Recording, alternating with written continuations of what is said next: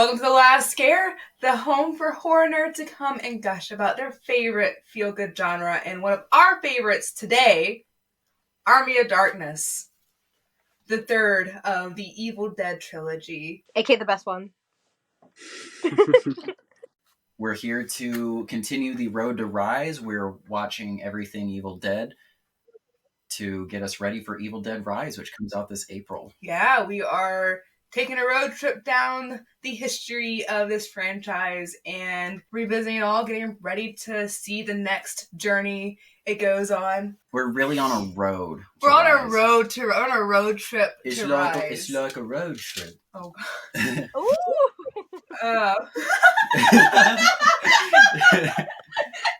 That's so good. It's like a movie. It's like a movie you go see on the big screen. You can't talk like the Beatles, because that's when I'm like, oh. Yes! Okay. That was literally a Liverpool accent, like pure Beatles. That's literally how they all sound. Because I know that because that's literally how I talk to Blake when I talk about them. Because they all sound the same. It literally was me like, oh my god, he's literally doing a Beatles impression right now. And like, I don't think Jayla's getting it. That was good though. That was good. That was a good accent. We got it down pat. Sorry we rambled, but yeah, I just had to appreciate how perfect that Liverpool Beatles accent was. Thank you. Yeah, no, I'm Paul McCartney. Me and John used to whack off together. Okay. So, Army of Darkness. Okay, that just put me in like such a good mood now. Oh my god. Ooh.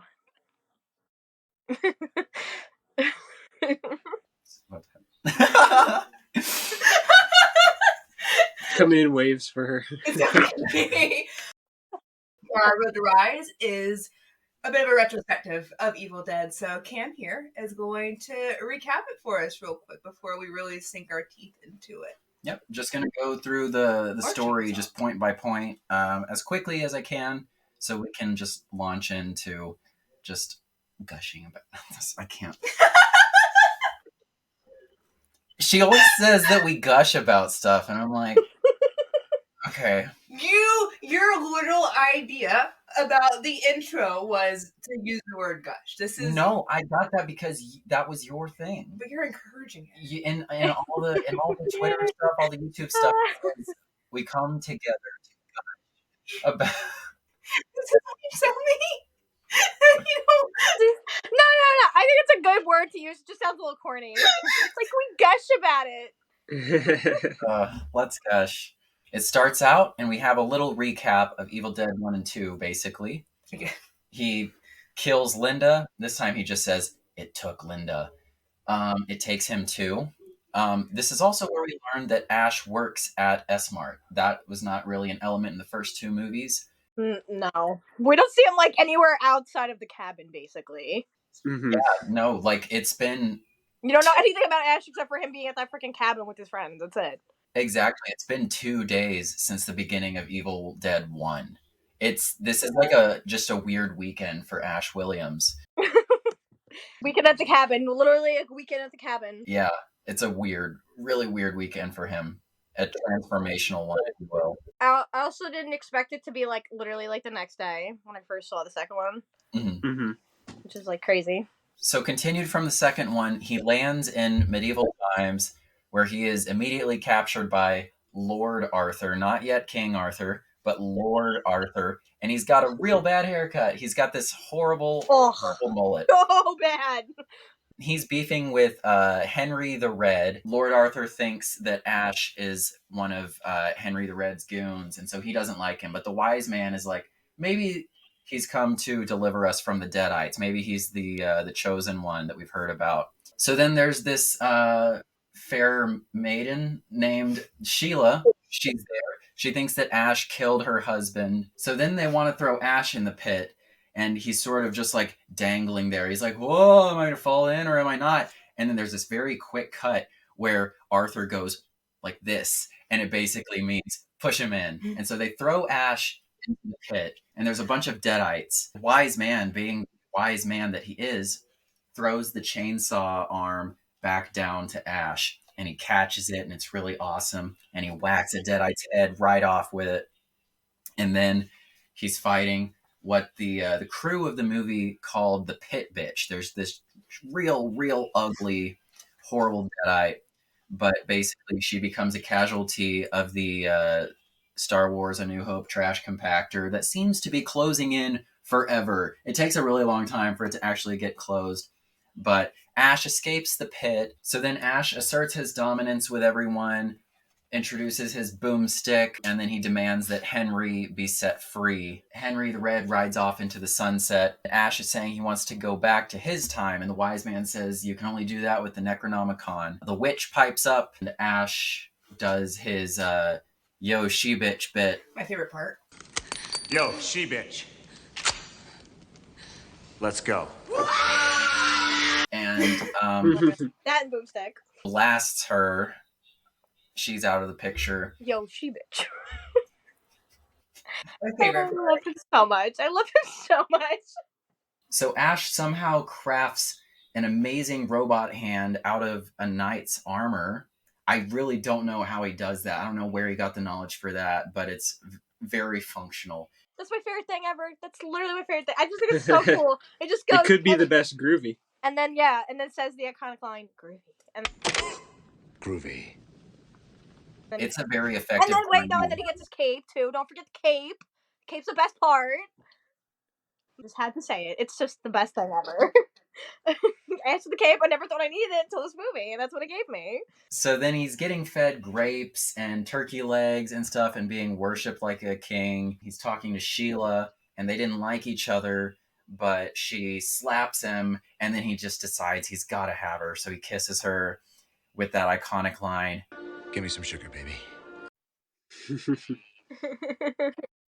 He's going to get the Necronomicon in a cemetery. So then he's being chased by the spirit, which is one of those like bicycle shots where it's going through the woods and all that classic Evil Dead stuff. So then he enters a windmill to avoid being chased by the spirit, and he smashes into a mirror, and he sees a bunch of little reflections of himself in the shards, and then they come out of the shards and they do a big Gulliver's Travels on him. They tie him down and torment him and stuff.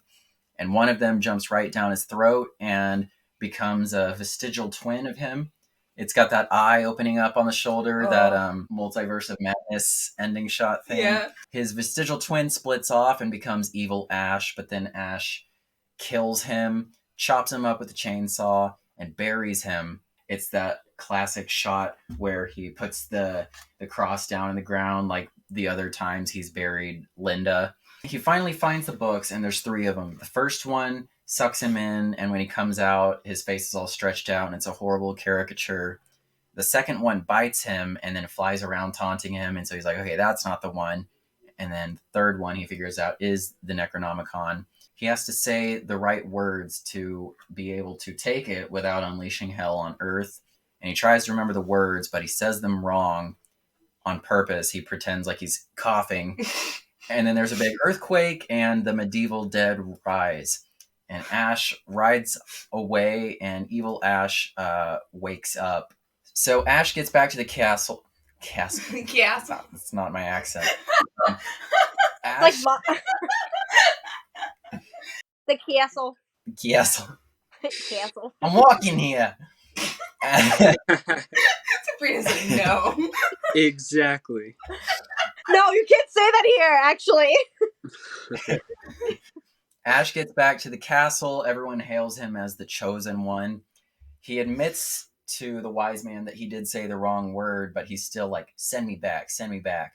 And Arthur says, fine, we'll send you back. Eventually, a flying deadite captures Sheila and brings her to evil Ash, and they do a little reprise of the "Giving Me Some Sugar" bit, and Sheila and evil Ash make out, and it's real gross. So back at the castle, everyone's scared, but Ash decides he is going to be a leader, and they all reluctantly agree that they're going to fight, and they hail Ash as their leader. Back with evil Ash, he's either turned Sheila into a bad version of herself or cloned her, like the way there's 2 of him. It's not really clear. It's not clear what's going on there, but when she becomes evil Sheila, she says this line, I may be bad, but I feel good. which is called back to in Sam Raimi's Spider-Man 3. I like being bad. It makes me happy. So from here on out, I'm going to be calling her Bully Sheila. Is that why you said it? Yeah. I was like, why is it Bully Sheila? I was like, I mean, sure, but I was like, she was actually evil, but if you want to just be nice and call her a bully, sure. But that actually makes it even funnier now. No, the first time I watched this, I got so excited when she said that line because I was like, that's Bully Maguire. We cackled. Like, Sam Raimi really sticks with his shtick. Yeah, like he's got his things and he keeps doing them. His shtick. He sticks with his shtick, his boom shtick. I mean, if you go to this, yeah, well, like again, there's so many things in Multiverse of Madness. I was like, this is all Evil Dead shots, like literally. So Ash uses a chemistry book that he has in the back of the Delta 88, which also transported to medieval times with him, and he uses it to make a hell of a lot of gunpowder for his boomstick and to make various bombs that they're going to put on catapults or trebuchets, depending on if those are catapults or trebuchets. I don't know. When I was a kid, catapult was the only word I had, and then I got into high school and we had to make a trebuchet, and so now I'm like, it's either a catapult or a trebuchet. There's I don't really a difference, but I just call them catapults, even though it's wrong. Yeah, let's stick with catapults. Catapult, everyone knows what you're saying. Yeah. Like, We won't alienate anyone with a catapult. exactly. Someone in the comments will be like, how dare you call it a catapult? So the medieval dead show up at the castle and they want the Necronomicon, but Ash and Arthur's people have Henry and his people on board, and they're all going to fight against the Deadites. At one point, the Delta 88 is transformed into a weird helicopter tank. That's pretty so cool. freaking cool. It's literally like a Mad Max type ordeal. I love Mad Max Fury Road. That is my favorite action movie. So good. Ash fights Evil Ash. There's just a lot of fighting. I'm kind of just there's just the fight choreography is amazing. Though. The fight choreography is amazing. But for like 20 minutes, there's just a bunch of fighting. So Ash gets one-on-one with Evil Ash. He sets him on fire and kicks him down, but then Evil Ash comes back for one last scare, and now he's gotten all of his flesh burned off, and he's just a skeleton. They fight some more, a torch falls down, and it lights the fuse for one of the bombs on a catapult.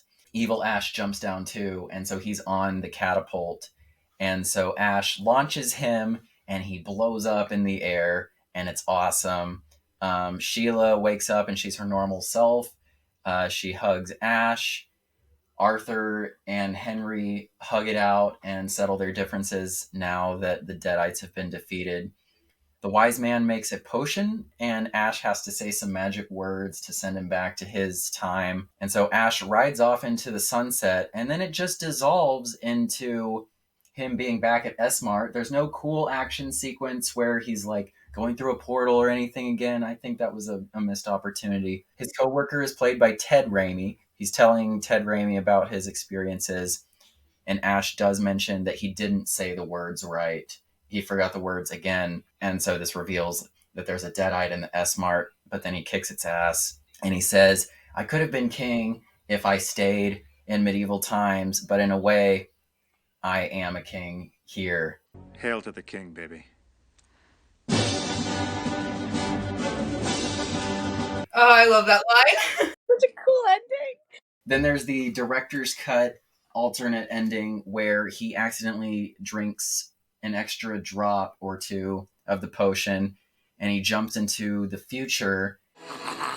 Manufactured products. And it's this apocalyptic wasteland. I slept too long! Yeah, because he literally like sleeps time away. So that's the recap. Cool. I loved it. I liked all the little details, and because like when in Wikipedia pages, when you see like concepts of movies, they don't always have every little detail, and you mentioned all of them, and I was like, yes. And that Wikipedia page definitely doesn't have Bully Sheila. No. Thank you. Doesn't have Boomstick, doesn't have Bully Sheila, doesn't have Hail to the King Baby, like none of it. The cool robotic arm. Come on. Sabrina, this is your favorite of the trilogies. So, like, what are your favorite things about it? Oh, I could write an actual like essay on how much I love this movie and like what I love about it.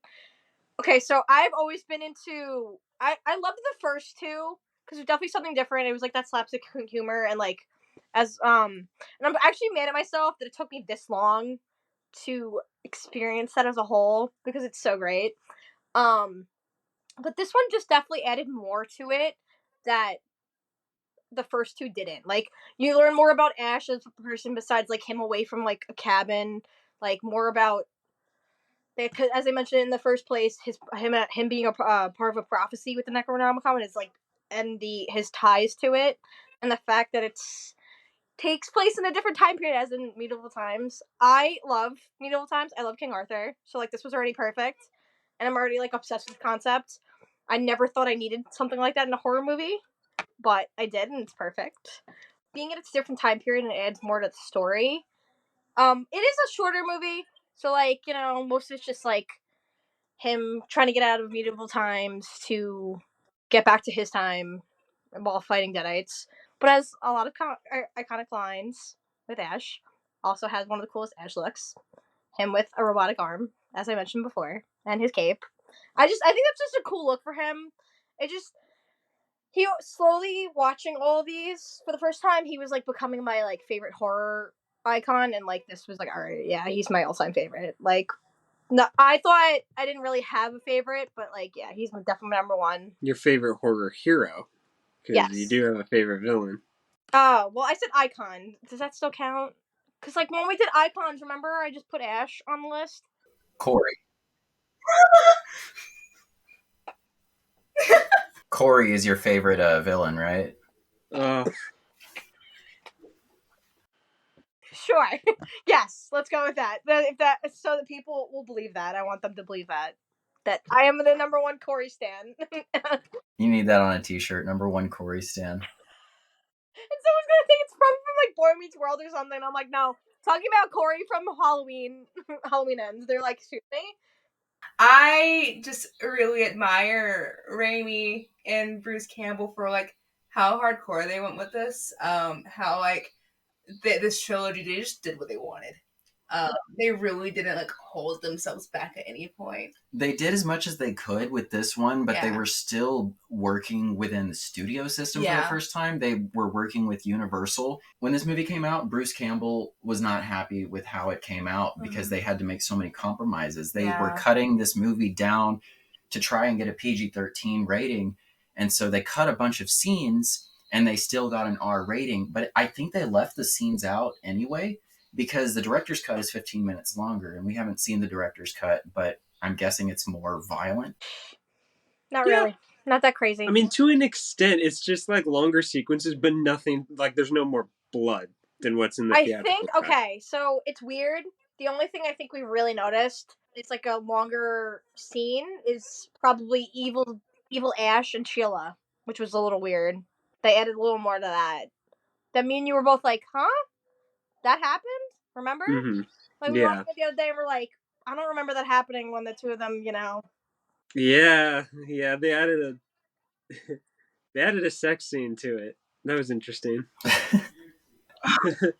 One thing I do love about this one is just like if you have to sit down and really listen, you'll pick up on a lot of tiny moments dialogue wise that otherwise I've missed before. You have a really good surround sound. I caught them this time. Oh, there's someone very quietly says like, I'll rip his balls off. I'll rip his balls.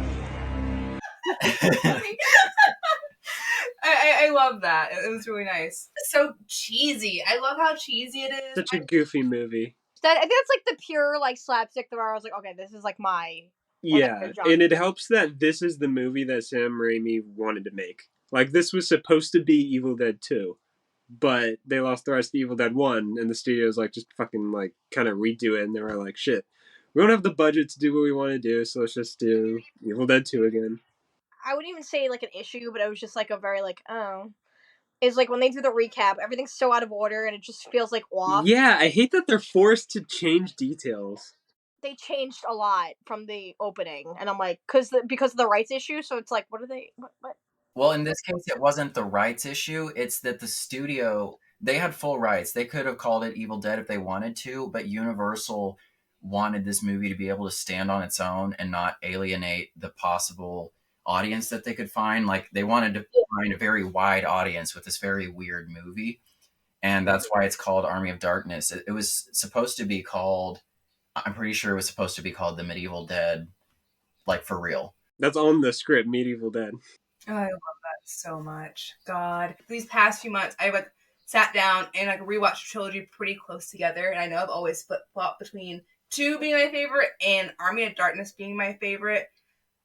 I think officially, put me on the record, I think it's gonna be 2. Yes!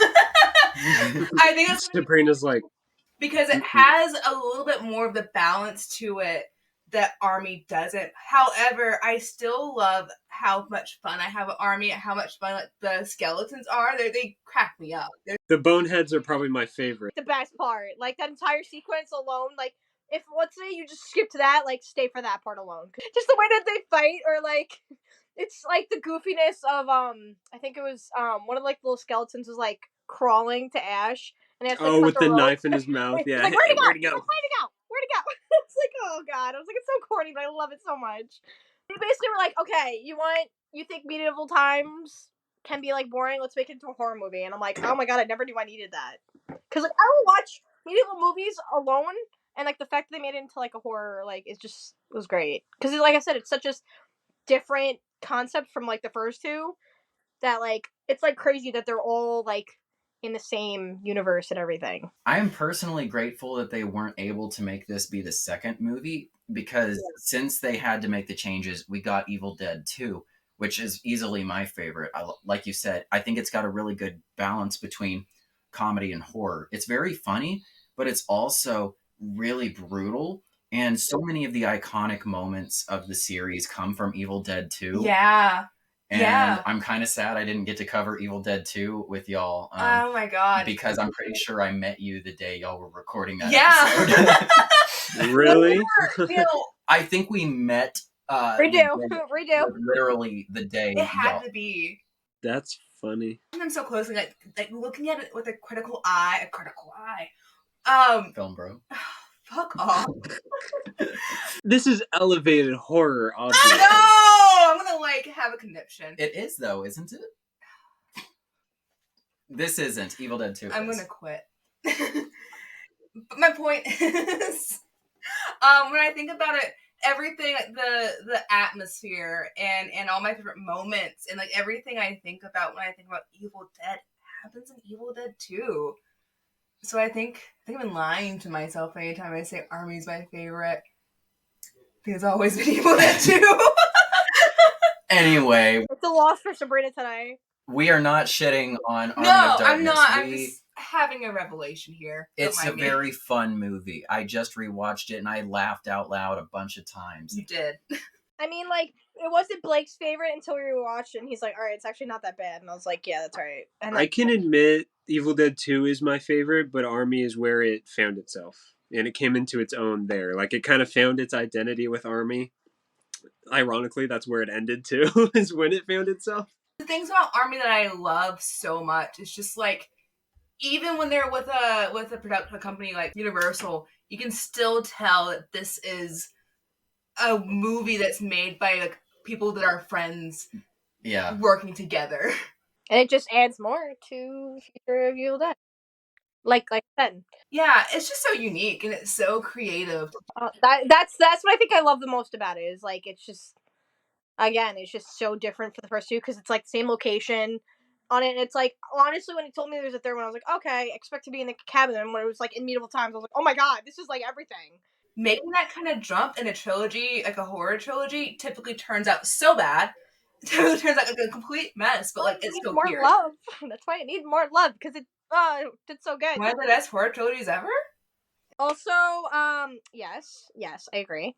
But seeing the director's cut with the ending, this is definitely the better ending, by far. Oh yeah, absolutely. I don't like the ending. I don't like the one that I'm so glad They did not go with it. Yeah, I think the theatrical version was very much sanitized by Universal, trying to make something that could appeal to as many people as possible.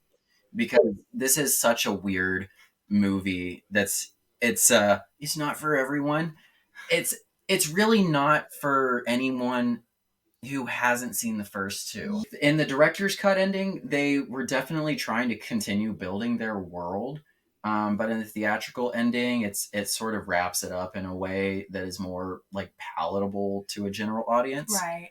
Which brings me to my point that there really should have been more Evil Dead movies after this. There should have been more Bruce Campbell Evil Dead.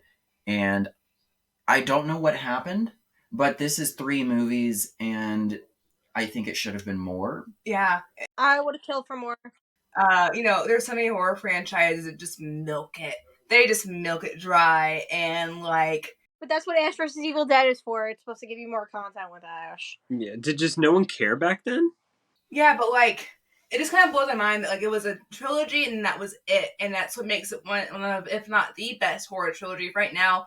I'd call it the best horror trilogy as far as like consistency goes, and as far as being wrapped up and all of that. That doesn't happen in horror. I don't think I could watch any horror trilogy like from beginning to end and enjoy myself like Evil Dead. Like, what else would it be? I was gonna say, I feel like Universal kind of shot themselves in the foot with Army, because it's a weird movie even if you sanitize it. Like, it's going to be hard to sell. You can't really make that for a general audience that haven't seen the first two. For sure. It's really hard to sell, and I'm always someone that says, if you have a niche idea, go ahead and lean into it versus trying to make it more widely accessible. Because you're going to end up alienating the people that want to see the movie in the first place. Blake, how do you feel about Army of Darkness? I know your thoughts on it has changed over time. Yes, I first went into Army of Darkness on my Evil Dead high because the movies have always been on my radar, and then one day in film class people were gushing about it, and I'm like, you know what, I'm in a horror mood, I want to watch these movies, and I was on a horror high from the first two. So then I get to Army, which is very heavy on the comedy, kind of lighter on the horror. And I guess I just wasn't in the mood for that. So it didn't really land for me. I was like, you know what, Evil Dead 2 was perfect. I'm going to kind of stay in that lane.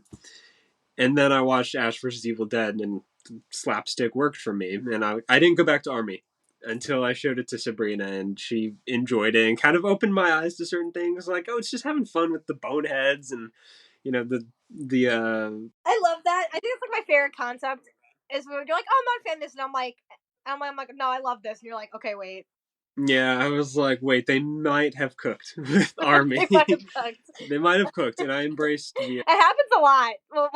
Like, he'll show me things, I'm like, oh no, I love this, and he's like, oh wait, okay, and I'll tell him like this, and he's like, all right, wait, you have a point. They may have cooked, and I'm like, I told you. I'm like, there are a few points I made. You did not sway me on the Evil Dead remake, though. That movie is still top tier, Evil Dead-y.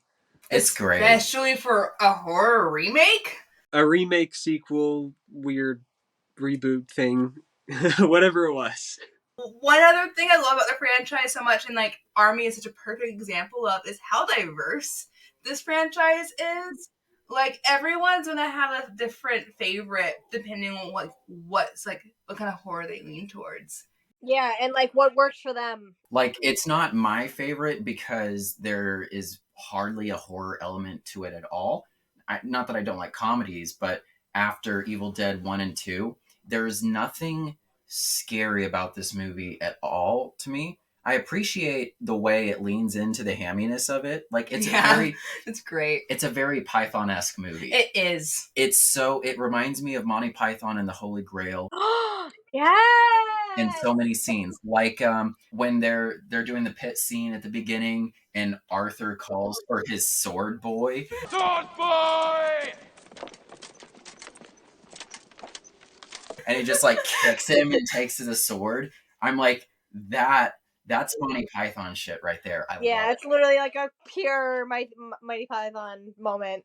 Anytime there's like a movie set in medieval times, it's like it always has those type of elements. So it was like when I saw that, I wasn't surprised, because it was like, okay, they're leading heavy into it, which was good. Ash is such a douchebag in this one. Ash is so mean. Calling No, I love him. I like, love him the most. Your tiny little brains won't even understand this. I'm like, whoa. See, I don't know if it makes me bad, but I think he's like his best in this. Big word for the guy that can't remember very important world-changing words. Like, come on, buddy. It's fine. It's fine. I love Ash. Like, he's my favorite horror icon. Don't get me wrong, but like, he was kind of cracking me up. But like, he had a huge ego in this one. I think this is where his ego starts. Because like the first two, he's still like so scared and freaked out over like all of his friends dying from the Deadites, and then when he gets to this, he's like, all right. He's so innocent in the first. Yeah, and then the second one, he's like more freaked out. He's like, all right, like losing his mind, and then this one, he's like, all right, like gonna literally take the world by the balls, and like nobody's gonna fuck with me, and like that's where you see his ego. He literally takes the world by the balls. Yes, by the bones, actually. Thank you for appreciating that. He's good. I feel validated. Thank you for that. I tried. It looks better than the previous two movies, just specifically the stop motion element of it. The skeletons actually look pretty good. Like even years later, they still hold up. They still look great. And they have a lot of like small moments to be paid into the background. It's really cool. Mm. Sabrina, why else do you love this movie? Sum it up clearly, like just it took two of my favorite like elements into one. And I'm like, this is a perfect movie for me, and that's why now it's one of my comfort movies. I think it really showed you that horror can be fun. Yes, that's actually a great way to word it, because I feel like most horror movies are like always going with the creepy, scary factor, and it's like, okay, no, you could still do that slapstick, and it made me realize, like even when Blake said like he can do, like I love slapstick, and like when you go from that to watching the reboot, it's like, oh my god, that's such a step down, because it's like I loved that entire slapstick the entire time, and then not having that at all, I was like, and I want to see more horror movies that don't take itself seriously as Evil Dead does. At the point where he gets his face elongated, and it's very much feels like that era's like Jim Carrey moment. Yeah. It feels like the Mask sort of scenario. Yeah. Where warping and all this stuff, but that makes me think about The Mask, which like this is kind of a tangent, but when I was a kid, there was nothing scarier in the world to me than the movie The Mask with Jim Carrey. I had no concept of Jim Carrey or who he was, but I would see movie trailer, and it was the scariest thing in the world to me. Just that smiling green face kind of tipped downward. It scared me shitless as a kid. Now I realize, being so into the horror genre, that I would actually love to remake The Mask and make like a good one, because I think that movie is kind of ass. Like, I know it's a classic now or whatever, but I do not. I finally watched The Mask as an adult, and because it doesn't scare me anymore. But now that hurts me to even hear those words in The Mask in the same sentence. I'm gonna let it slide. Here's the thing. I just want to make a good horror The Mask, because the comic series is... Oh god, don't tell Blake that, because he'll be like, yes, give that to me right now. I was gonna say, read the comic. It's wild. It's like really brutally violent, and I think, I want to make movies, and now I want to make horror movies, and I think it'd be kind of perfect, because as a kid, what scared me? The Mask. And they haven't done like a good movie based on that comic. That's actually a valid thing to get scared of. What I was scared of as a kid is not valid. What were you scared of? It's not. So at least make yourself feel better for that one. What were you scared of? Can you tell us? One of them's Jaws. I'm like deathly afraid of Jaws. Like bad. That's normal. Yeah. The other one that's like really bad, that Blake's like best friend like torments me on it anytime he comes up. Like I like want to cry. It's E.T. I'm like so. Oh, E.T. is creepy. No, I am so like deathly Terrified afraid of of E.T. E.T. It's like bad. It's bad. Oh. Like stop. The finger freaks me out. Like I used to. Oh man. Like I can't. Like I still like. It's so hard to get through the movie. Like I cry every time. It's also just emotionally draining. Like when he gets sick and everything, and the kids. I'm not big on that movie. Oh. I don't like that movie. Last time I watched it was 2012. I remember very specifically. I have it it's like a core memory now. I watched that movie when I got sick myself, and I was just like, This movie's a bummer. I hate it. Not helping. My mom loved that movie, and I was just like, why? Like for years, I'm like, why do you love this movie so much? It's so scary. Everything about it, like everyone's like, oh, it's a masterpiece. I'm like, no. I'm like, it's literally one of the worst movies of all time. I hate that movie. It haunts me till this day. That is why I'm scared of aliens. Just saying. That is why I'm scared of aliens. Like I used to literally have nightmares. Mr. E.T. would come and abduct me. Like it was bad. It was very bad for me. I got sleep paralysis as a kid. So, like, at one point, I rationalized it in my tiny child brain as me being abducted by aliens, but, like, they couldn't get me. That's terrifying. It was horrifying. I didn't understand what was going on. I would just wake up and I couldn't breathe. I couldn't move. Skinamarink void vibes. I'm so glad Skinamarink didn't, like, exist when I was younger because, like, I would see things. Fun fact, one time during a sleep paralysis episode, my bed was facing towards the door. And Jayla! Oh my god, Jayla, I'm so sorry. oh, it's fine. No, it's not. We go from talking about Sabrina's favorite movie to Jayla's childhood trauma. How did we get here? Sorry, that was my fault. I'm sorry. You're I was trying to good. feel better about being scared about the mask, and then we're into this now. So, now we're going to talk about childhood trauma.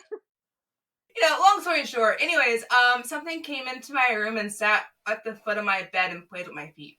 Ew! Ew, stop! Oh god, no. It was a shadow person. Oh. But yeah, is there anything else you guys have about Army? I love Army of Darkness. It's great. I just need to talk more about light things now, so I'm like, I can't. I love seeing you love a movie, Sabrina. That's what elevated my appreciation for Army of Darkness. Sweet. See, okay, I don't see, like, the fact that, like, when I'm passionate about, like, a movie or a show or something can make, like, enjoy it more, like, makes me want to cry.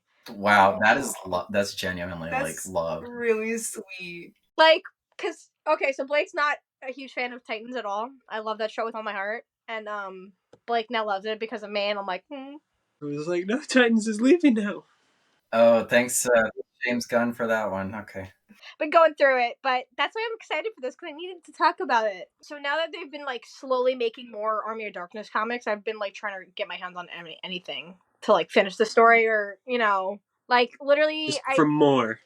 Yeah, like, last year they released Army of Darkness 1979. It was so good. It was basically more of Ash traveling through time. And, like, the entire story, like, that would have been cool to have if they made a fourth one, because it was more about different gangs and stuff like that, which was cool.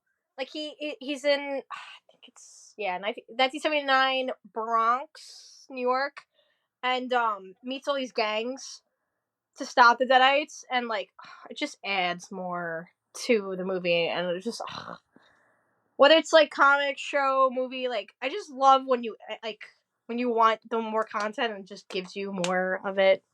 So again, definitely read the comics because it adds more to this movie. Yeah, I'm glad that there's a comics. Hopefully, we get that animated. Oh, please. Yeah, I hope we get to see his story wrapped up Properly, yes. All right. Thank you for joining us on this stop on the road to Rise. I've had a great time. Make sure you comment down below what you think about Army of Dankness. Army of Dankness. There you go. And if you haven't seen it yet and you stumble upon this video, watch it. I promise you will not regret it. Oh, yes. We'll let Stu lead us out on this one. I'll be right back.